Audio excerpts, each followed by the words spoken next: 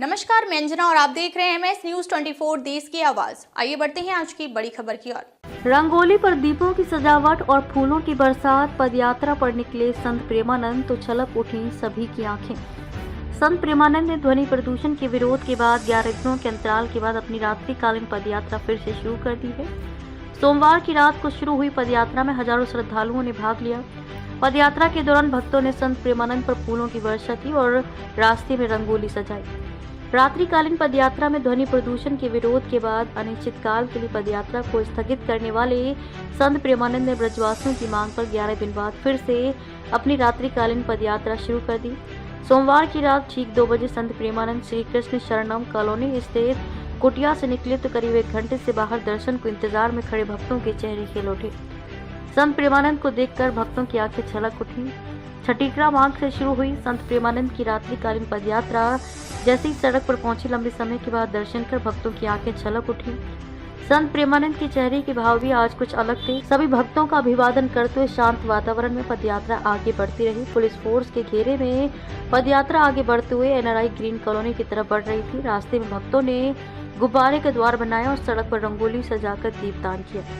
संत प्रेमानंद पर फूलों की बरसात। कॉलोनी के बाहर फूलों की रंगोली। संत प्रेमानंद पर फूलों की बरसात हो रही थी।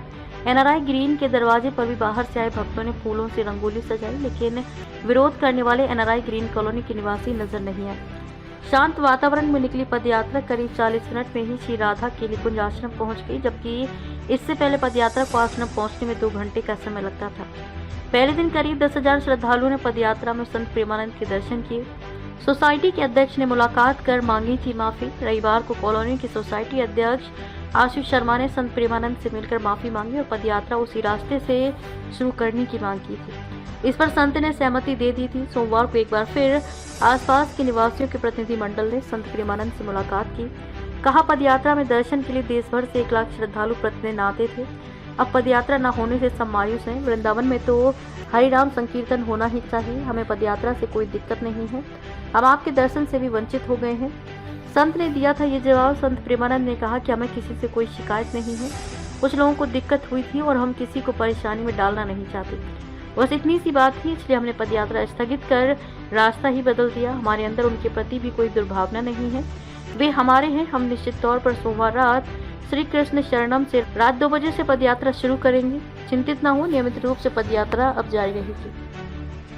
अब तक के लिए बस इतना ही। फिर मिलते हैं एक ऐसी ही बड़ी खबर के साथ। तब तक के लिए नमस्कार और देखते रहिए MS न्यूज 24 देश की आवाज। अगर आपको वीडियो पसंद आई हो तो लाइक करें व शेयर करें। ऐसे लेटेस्ट अपडेट पाने के लिए बेल आइकन प्रेस करना ना भूलें। अगर आप हमें फेसबुक या फिर इंस्टा के माध्यम से देख रहे हैं तो हमारे पेज को फॉलो जरूर करें। धन्यवाद।